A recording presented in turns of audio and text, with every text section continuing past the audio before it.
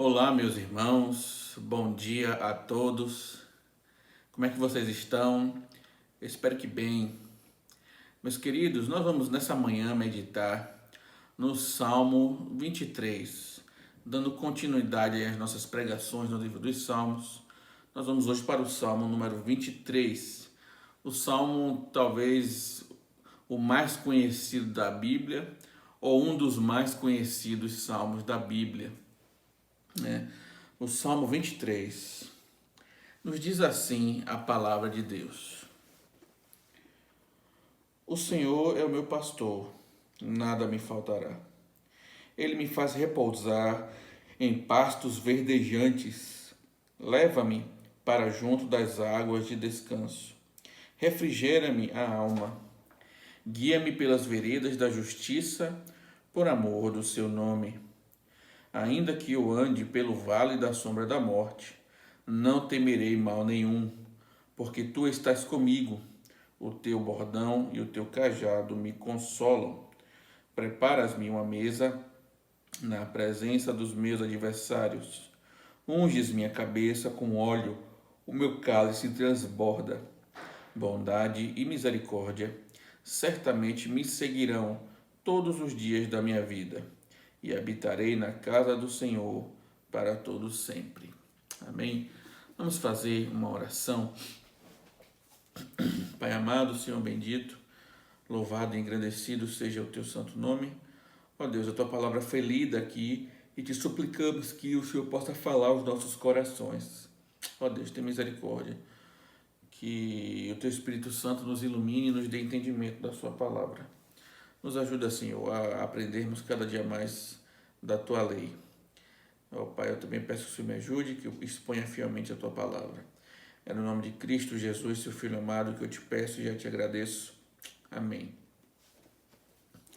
Meus irmãos, esse salmo, como nós sabemos, é um dos salmos mais conhecidos da Bíblia. E o motivo, né, pelo qual ele ser tão conhecido é justamente o seu assunto, né, que vai falar do cuidado de Deus. Como Deus ama o seu povo e como Deus cuida do seu povo. É um salmo que nos consola, que nos conforta e que nos anima, né, diante de momentos difíceis que passamos. Né? Eu tenho certeza que em algum momento o Salmo 23 confortou o seu coração, consolou a sua alma. Mas não é simplesmente porque é o Salmo 23 ou não tem nada a ver com o número ou com a sua posição no livro dos Salmos, mas simplesmente porque é a palavra de Deus. E a palavra de Deus, ela de fato nos consola. Ela é verdadeiro consolo para a alma aflita. Por isso, esse salmo ser tão conhecido, até mesmo entre os não cristãos, né? E até mesmo eles reconhecem que esse salmo traz conforto ao coração, né? Traz conforto à alma do homem, né? E de fato esse é o assunto aqui, né? Não há muito o que, como se diz, não há muito o que inventar aqui. O salmo vai falar do cuidado de Deus. E como é que ele fala do cuidado de Deus? Ele vai usar a figura do pastor. O pastor, ele era o responsável, né, por cuidar das ovelhas. Então ele as alimentava, ele as levava para o pasto, levava para beber água, né, as guiava. Quando alguma tentava fugir, ele trazia de volta para o rebanho, né? Então, e as protegia, né, contra lobos ferozes ou contra qualquer outro tipo de ameaça que pudesse surgir. Esse era o papel do pastor. As ovelhas são muito conhecidas por serem animais, como é que eu posso dizer, não muito inteligentes. São animais que não possuem muito, né, não são dotadas de inteligência. Então, por isso, a necessidade constante, né, de um pastor para que possa sempre guiá-las, né? E aqui é interessante ver como Davi ele se coloca como pastor, né? Ele que era um homem de guerra, né? Em muitos momentos, foi um homem de guerra, um homem forte, né? Um homem que é rei e que tem um reino, né, debaixo, né, das tuas mãos, que ele governa. Mas ao mesmo tempo, esse mesmo homem se coloca na postura humilde de ovelha. Ele não se coloca como o pastor, muito pelo contrário, ele se coloca como ovelha e tendo Deus como seu pastor. E ele inicia o salmo dizendo: O Senhor é o meu pastor, nada me faltará. Eu gosto muito da tradução que João Calvino faz dessa passagem, quando ele diz: O Senhor é o meu pastor, de nada terei falta. Né? Parece a mesma coisa, aliás, é a mesma coisa, mas a forma da construção da frase nos ajuda a entender melhor. A ideia é de que, se Deus é o meu pastor, eu não preciso de mais nada, eu não terei falta de mais nada, porque Deus cuida de mim em todas as áreas da minha vida. Deus cuida do seu povo em todos os aspectos, né? Então, se Deus é o nosso pastor, nós não precisamos de mais nada nessa vida, né? Estamos suficientemente supridos de qualquer coisa debaixo do pastoreio de Deus, né? E essa é a figura que Davi usa para Deus, né? E não é a primeira e nem a única vez em que Deus é visto como um pastor, como aquele que cuida do seu povo. Então ele começa dizendo: O Senhor é meu pastor, nada me faltará. Mas ele aqui poderia encerrar o salmo. O salmo se concluiria nesse versículo 1. Esse primeiro versículo nos diz toda a verdade, né? É a completa verdade aqui. Sendo Deus pastor nosso, de nada teremos falta, né? Ele nos supre em tudo, ele é suficiente para suprir todas as nossas necessidades. Mas Davi faz questão de descrever as bênçãos do cuidado de Deus, e usando a figura do pastor, né? Então ele diz assim: Ele me faz repousar em pastos verdejantes, leva-me para junto das águas de descanso. Então, assim como o pastor levava as ovelhas para pastar, né? E aqui ele usa a figura de pastos verdejantes, né? De pastos gramados, aquela paisagem bonita, aquele verde chamativo, né? A vida que é ali apresentada. Então, Deus guia o seu povo para pastos verdejantes, né? Assim como o pastor faz com as suas ovelhas. Ele leva também para as águas de descanso. Aqui é a figura daquela água tranquila, calma, própria para que as ovelhas pudessem beber ali a sua água e ter a sua sede satisfeita. Então, o bom pastor é aquele que alimenta as suas ovelhas, né? Aquele que alimenta o rebanho, que supre as suas necessidades, né? Então, no verso 3 ele diz: Refrigera-me a alma, guia-me pelas veredas da justiça, por amor do seu nome. Então, ele traz também refrigério para a alma. A ideia também do texto aqui pode ser a ideia de converter a alma, né? Então Deus é aquele que de fato muda o rumo das nossas vidas, né? Nos tira de uma vida de caos, de uma vida de destruição e de fato nos traz para pastos verdejantes, águas tranquilas, refrigera a nossa alma, renova a nossa alma. Deus faz isso conosco, Ele tem poder de renovar o nosso espírito, renovar o nosso ânimo, né? Somente Deus pode fazer isso. E muito mais, Ele nos guia pelas veredas da justiça. As veredas aqui é como aquelas estradas em que as carroças passavam e deixavam caminho trilhado ali. Assim é Deus nos levando pelo caminho da sua palavra, nos guiando pelos retos ensinos do teu evangelho. Então, Deus sempre cuida do seu povo, não somente de forma material, mas também de forma espiritual. Deus tem cuidado de nós. E é notório isso, irmãos, nesses dias em que tantas pessoas têm passado dificuldades, mas os filhos de Deus, apesar das dificuldades, têm superado. Os filhos de Deus não estão isentos de passar pelas dificuldades, mas nós vemos o bom cuidado do nosso pastor nos guiando. E aqui ele então vai falar no verso 4 justamente isso: ainda que eu ande pelo vale da sombra da morte, não temerei mal nenhum, porque tu estás comigo, o teu bordão e o teu cajado me consolam. Isso aqui é muito importante, porque muitas vezes a gente pensa que cuidado é simplesmente não deixar que nenhum mal aconteça, nenhum dano nos aconteça. Mas na visão de Deus é diferente. Faz parte do cuidado de Deus conosco nos permitir andar por vales escuros, por vales de morte. A região de Israel, em muitos locais, era composta de vales e de montanhas que eram locais apropriados para bandidos fazerem armadilhas e assaltarem aqueles que ali passavam e fazer perversidades. É essa figura que Davi está usando aqui, a figura do vale da sombra da morte. E quantas vezes nós passamos também por vales escuros em nossas vidas. E muitas vezes até chegamos próximos literalmente da morte. Mas apesar de tudo isso, nós podemos experimentar o cuidado de Deus.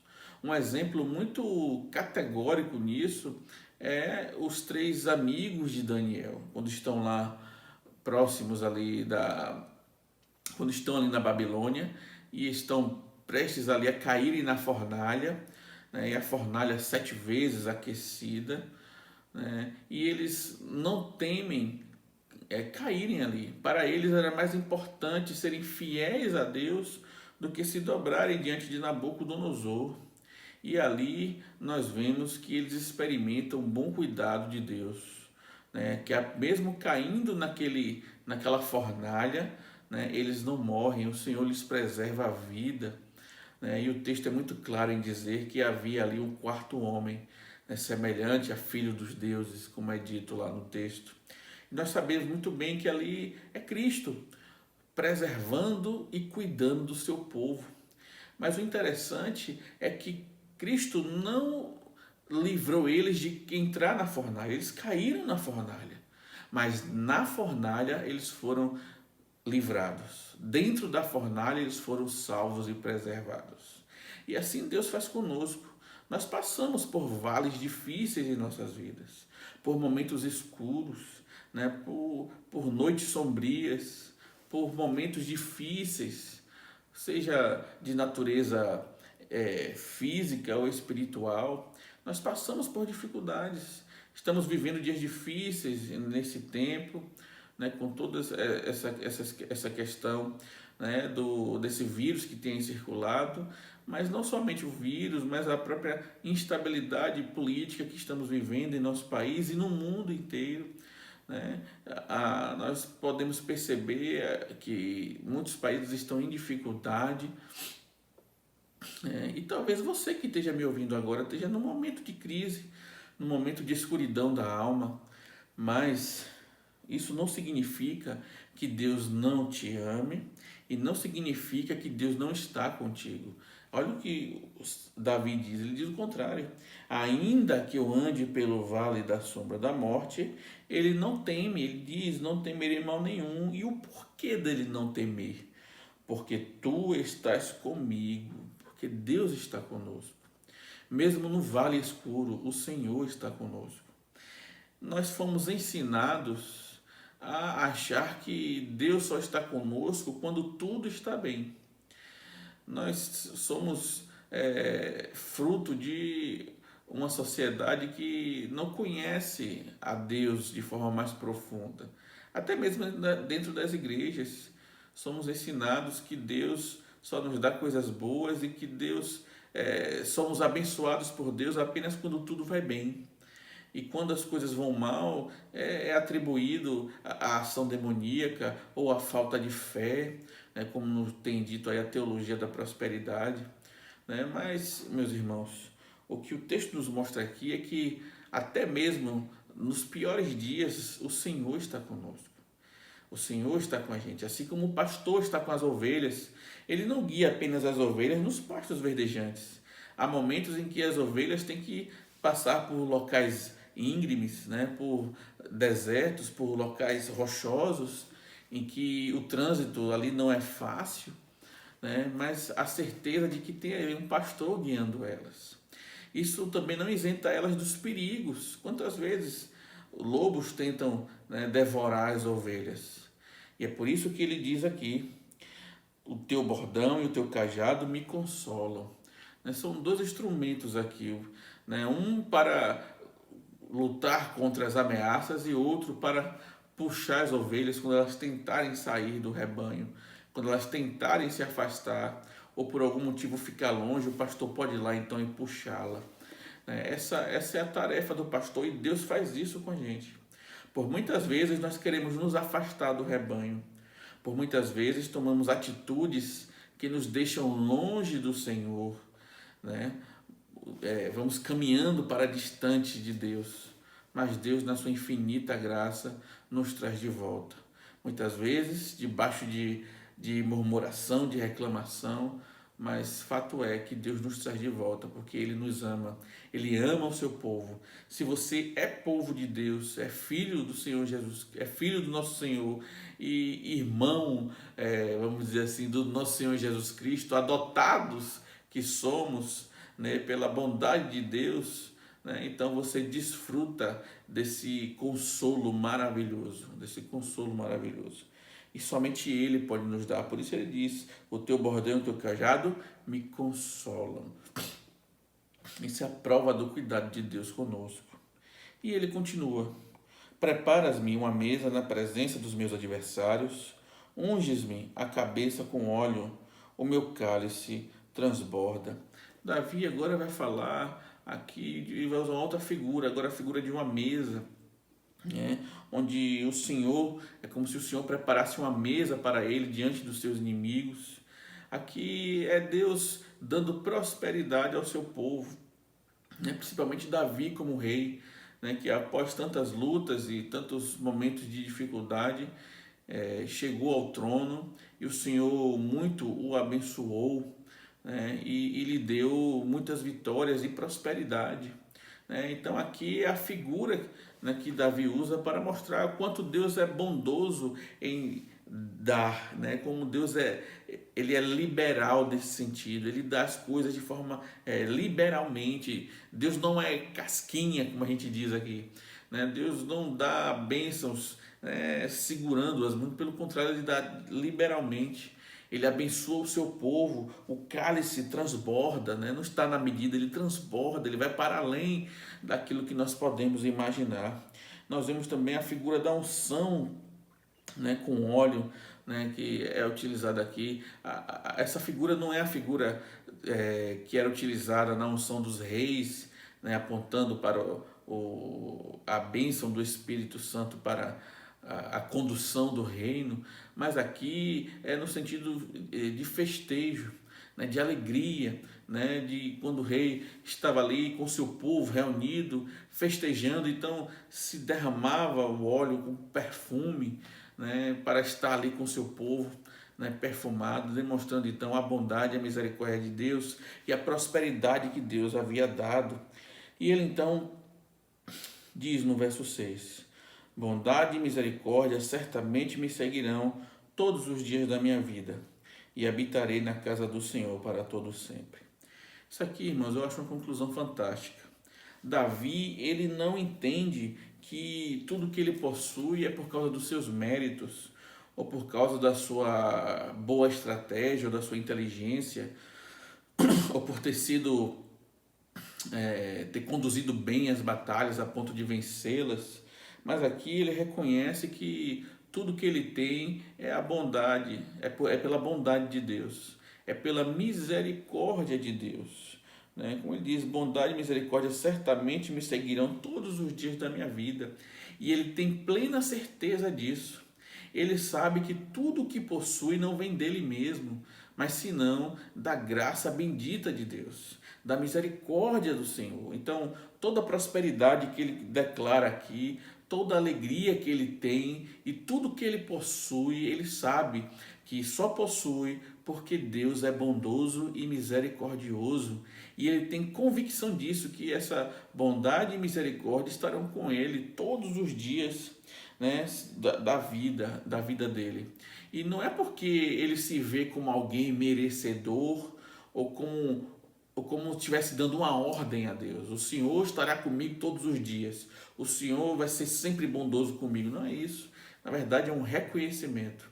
E não só reconhecimento, mas confiança nas promessas que o próprio Deus havia feito a Davi, de ajudá-lo, de fazê-lo prosperar, de derramar misericórdia sobre a sua família. Então Davi está agindo como um crente confiante, como uma ovelha que confia no cuidado do seu pastor. Esse texto é maravilhoso, irmãos. Mostra aqui a humildade de Davi, né? Apesar de ser rei, apesar de ser grandemente abençoado, como poucos homens foram nessa terra, mas ainda assim ele se vê como uma ovelha do Senhor e reconhece que tudo que tem e que tudo que alcançou foi por bondade divina. E melhor ainda, qual é a maior alegria de Davi? E habitarei na casa do Senhor para todo sempre. Aqui Davi está falando do templo, né? A casa do Senhor. Era assim que era conhecido o templo, como a casa de Deus, a habitação do Altíssimo. Né? E o prazer de Davi então era poder estar na casa de Deus, estar no templo. A ideia de Davi aqui é mostrar que ele queria estar sempre na presença de Deus. Hoje nós não precisamos mais do templo, né, de Jerusalém, né, como no caso aqui de Davi. Nós não precisamos ir lá, porque Deus habita em nós. Né? Deus se faz presente em nossas vidas, habitando em nós através do seu Espírito Santo. Né? Então, a nossa alegria é poder estar sempre na presença de Deus. Né? Esse é o pensamento dos reformados, né, de que nós vivemos constantemente na presença de Deus, sempre estamos na presença de Deus. Então, tudo que fazemos deve ser sempre para a sua honra e glória, porque Deus está diante de nós constantemente. Então, nós devemos nos alegrar, e essa deve ser a maior alegria da nossa vida, é poder ter comunhão com Deus, poder habitar na casa do Senhor para todo sempre. Porque nós aguardamos essa promessa, não aqui nessa terra, mas o Senhor Jesus disse que ia para o Pai preparar muitas moradas. E é para lá que nós vamos habitar com o Senhor todos os dias da nossa vida. Né? Por toda a eternidade estaremos com o Senhor. E nós então aguardamos essa promessa. E nós cremos fielmente de que ela acontecerá. Porque Deus não é mentiroso, Deus é sempre verdadeiro. Suas promessas nunca falham e o seu cuidado é sempre eterno conosco. Por isso, irmãos, acima de tudo, que a nossa alegria seja estar na presença de Deus alegremente, cantando cânticos, louvores, né? Adorando a Deus com a nossa família, buscando a Deus na sua palavra e na oração. Né? Que aplicações eu queria trazer, irmãos, desse texto? A primeira delas é voltando-se agora para o cuidado pastoral. Qual deve ser o dever do pastor? E aqui voltando-se para o pastor da igreja local, né? Que são homens que Deus levanta também para cuidar do seu povo. Jesus pastoreia a sua igreja através de pastores. Né? Deus levanta pastores para exercer o governo na igreja. E não somente o governo, mas a instrução, o alimento. Então, esse texto nos mostra qual deve ser o papel do pastor. O papel do pastor é alimentar suas ovelhas, é levá-las para pastagens boas, né? É dar água, né? Matar a sua sede, né? É guiá-las no caminho da justiça. Né? Então, esse é o dever primordial de todo e qualquer pastor. É dever do pastor alimentar suas ovelhas com a palavra de Deus, não oferecendo qualquer tipo de pregação ou qualquer tipo de sermão, mas oferecendo boas pastagens, pastagens verdejantes, águas tranquilas, para que o rebanho possa ali então experimentar o cuidado de Deus, experimentar o quão Deus o ama. É dever dos pastores fazer isso, alimentar a igreja com a palavra de Deus. Essa é a função primordial do pastor. O pastor, ele não pode estar preocupado com outras questões na igreja, senão primeiro o alimento do rebanho. É claro que existem outras demandas, existem outras questões, mas a preocupação primeira de todo e qualquer pastor não é com a construção da igreja, não é com a obra que está acontecendo lá, não é com as festas, não é com, né, com o som da igreja, né? Se o estacionamento está bem feito, se tem vaga. Essas preocupações são secundárias, terciárias até. A função primordial do pastor é alimentar a igreja. O pastor tem que viver para isso, ele tem que estar sempre pensando nisso. Tudo que ele faz é ao redor disso, né? Alimentar a sua igreja, e não com qualquer coisa, mas se esmerar na palavra de Deus, estudar a palavra, se aprofundar no texto bíblico para poder oferecer o melhor alimento possível. Esse é o dever do pastor da igreja, principalmente da liderança, né, dos presbíteros que juntamente com o pastor pastoreiam a igreja. Então é primordial isso. As outras preocupações existem, né? Não vou dizer que não tem como, não é para abandoná-las ou deixar de lado, mas a preocupação primordial é essa, e você, como ovelha, tem que prezar por isso também. Você tem que prezar para que a preocupação primordial do seu pastor seja com o alimento que ele está te oferecendo, que seja o alimento genuíno da palavra de Deus. Outra coisa que nós aprendemos aqui ainda nisso é que é dever dos pastores guiar as ovelhas, né, nos momentos difíceis, nos momentos de dificuldade, né? E como fazer isso? É guiar pela palavra, é aconselhar na palavra de Deus, como ele diz: guia-me pelas veredas da justiça por amor do seu nome. E ele continua: ainda que eu ande pelo vale da sombra da morte, não temerei mal nenhum, porque tu estás comigo. Então é nosso dever como pastores também estar junto das nossas ovelhas, caminhar junto delas. O alimento é a nossa principal preocupação, mas depois disso temos que nos preocupar com as suas almas, e fazemos isso através das orações. Nós devemos orar pelas nossas ovelhas, né, com elas e por elas, como nos diz os nossos documentos da igreja, né, acompanhá-las nas suas dificuldades, estar perto nos momentos difíceis. Esse também faz parte do trabalho pastoral, né? O que outras coisas também aprendemos aqui com esse texto? Aprendemos, meus irmãos, que Davi, apesar de ser um grande rei e de ser um grande homem de Deus, ele se coloca aqui como ovelha, porque o verdadeiro pastor é Cristo. Cristo é o bom pastor. Davi poderia ser um grande homem, estar ali como líder da nação de Israel, mas Davi sabia que quem cuidava da sua alma era Deus, e quem devia cuidar do povo acima de tudo era o Senhor, o supremo pastor. E Cristo é o bom pastor. Ele nos diz isso lá em João capítulo 10, eu gostaria de ler aqui. Nos diz assim, a partir do verso 11, ele diz: eu sou o bom pastor. O bom pastor dá a vida pelas ovelhas. O mercenário, que não é pastor, a quem não pertencem as ovelhas, vir o lobo, abandona as ovelhas e foge. Então o lobo as arrebata e dispersa. O mercenário foge, porque é mercenário e não tem cuidado com as ovelhas. Eu sou o bom pastor, conheço as minhas ovelhas e elas me conhecem a mim. Assim como o Pai me conhece a mim e eu conheço o Pai, eu dou a minha vida pelas ovelhas. Ainda tenho outras ovelhas, não deste aprisco. A mim me convém conduzi-las. Elas ouvirão a minha voz, e então haverá um rebanho e um pastor. Meus irmãos, isso aqui é maravilhoso, né? Nós vemos que Cristo é o bom pastor, e ele faz aqui uma comparação entre o pastor e o mercenário, né? E aqui eu queria voltar mais uma vez até a questão da aplicação pastoral. O mercenário vê o lobo vir, como Cristo diz, mas ele deixa que o lobo se aproxime.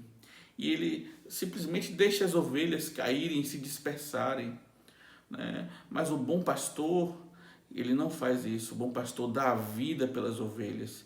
Isso também se aplica ao cuidado pastoral também nas igrejas. O pastor, ele dá a vida pelas ovelhas no sentido de se dedicar ao trabalho.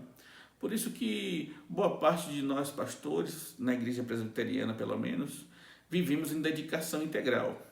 É claro que isso não significa que aqueles pastores que não estão em dedicação integral, que eles não são bons pastores, não é isso. A circunstância é outra. Mas o pastor, ele dá a vida pelas ovelhas, né? Por isso, o mercenário, ele é o contrário, ele vê o lobo vindo e deixa que as ovelhas, né, sofram, né? Porque o mercenário, ele só está preocupado consigo mesmo. Ele deixa as ovelhas perecerem, ele não dá alimento às ovelhas, e as ovelhas então se dispersam e ficam fracas. Mas voltando então para o bom pastor, que é Cristo. Como ele mesmo diz, eu sou o bom pastor, ele ama as ovelhas, ele dá a vida pelas ovelhas. Aqui, irmãos, nós vemos o Cristo sendo o pastor, mas ao mesmo tempo ele é o cordeiro. Cristo é aquele que tem o governo nas suas mãos, mas que houve um momento em que ele precisou se humilhar. E ele teve que vir a essa terra, encarnar, né, e passar e padecer por nós. E ele então, como nos diz a Bíblia, como uma ovelha muda, né, ele se entrega para o matadouro. Né? Cristo sofre, né, em nosso lugar. Cristo, ele foi guiado não por nós, mas pelo próprio Pai. Deus, o Pai, guiou a Cristo como um bom pastor também. Né? Deus guiou a Cristo desde a sua concepção, desde o seu nascimento até a cruz. E aqui nós vemos a descrição também do cuidado de Deus, o Pai, com Cristo, seu Filho. Né? Assim como Cristo guia as ovelhas também em pastos verdejantes, mas também há um momento do vale da sombra da morte. Cristo também passou pelo vale da sombra da morte. Mas foi muito pior porque ele experimentou na sua carne, ele de fato morreu. Nós experimentamos dias difíceis, mas Cristo experimentou a pior noite, aliás, experimentou o pior momento, a noite escura da alma, de forma potencializada, porque ele morreu por nós. Cristo sofreu e morreu e padeceu para que nós tivéssemos dias difíceis. Dias difíceis nós podemos suportar, porque ele está conosco sempre. Mas na cruz ele brada: Senhor, por que me abandonaste? Cristo experimentou o que é estar longe de Deus. Cristo experimentou o que é uma alma desesperada por causa do pecado, não pelo dele, porque ele nunca pecou, mas por causa dos nossos. Por isso ele brada na cruz, como vimos na semana passada no Salmo 22. Senhor, por que me abandonaste? Ali Cristo experimenta, irmãos, as dores infernais por nossa causa. E ele enfrenta ali o vale da sombra da morte. A pior coisa que poderia acontecer, acontece com o nosso Salvador, com o nosso Supremo Pastor. Mas ali ele encara o papel de ovelha, o papel do cordeiro, e morre em nosso lugar, para que nós pudéssemos apenas passar por vales difíceis, mas sempre estamos guiados pelo nosso Senhor, o nosso pastor. Cristo tem cuidado de nós. Cristo é quem cuida da igreja. E isso também serve mais uma aplicação para os pastores aqui. Você não é o dono da igreja. Você não é o dono do rebanho. O dono do rebanho é Cristo. É Cristo quem cuida da igreja. Cristo está muito mais preocupado com a igreja dele do que você. Você, por melhor pastor que seja, Cristo ama muito mais do que você. Nós, e aqui me colocando como pastor, somos falhos. Em muitos momentos deixamos as ovelhas dispersarem. Em muitos momentos não damos o melhor alimento para as ovelhas. Por isso, nós pastores devemos também nos colocar debaixo do cuidado de Deus, o Supremo Pastor, de Cristo nosso Senhor. Nós também somos ovelhas do Senhor e precisamos de cuidados. Mas para você, mesmo que não é pastor, entenda que você precisa dos cuidados de Deus. E que se você é povo de Deus, Ele cuida de você. Não somente nas horas boas, mas também nas horas difíceis. Ele cuida de você, porque Ele sabe o que é padecer. Cristo sabe o que é sofrer. Cristo sabe o que é passar por vales escuros, pelo vale da sombra da morte, porque Ele enfrentou a morte cara a cara. Ele morreu de fato na cruz. Então, não existe sofrimento que Cristo não conheça. Por isso, Ele pode nos ajudar em qualquer coisa. Confie no Senhor. Confie que Cristo está ali pastoreando e cuidando de nós. Amém? Vamos orar nesse momento e agradecer a Deus por esse cuidado maravilhoso, por esse bom pastor que nós temos. Pai amado, Senhor bendito, que o Senhor tenha misericórdia das nossas vidas. Que o Senhor nos ajude, Pai, a confiar no cuidado do Senhor. Sabemos, ó Pai, que muitas vezes fraquejamos, falhamos, mas que o Senhor nos ajude, que o Senhor nos tome pelas Tuas mãos, que o Senhor use o Teu cajado, ó Pai, para nos trazer de volta, ovelhas que somos muitas vezes, querendo que seguir nossos próprios caminhos, nos traz de volta para perto de Ti, ó Deus, que sejamos atraídos por Cristo, ó Deus. É no nome de Cristo Jesus, Seu Filho amado, que nós pedimos e já agradecemos. Amém.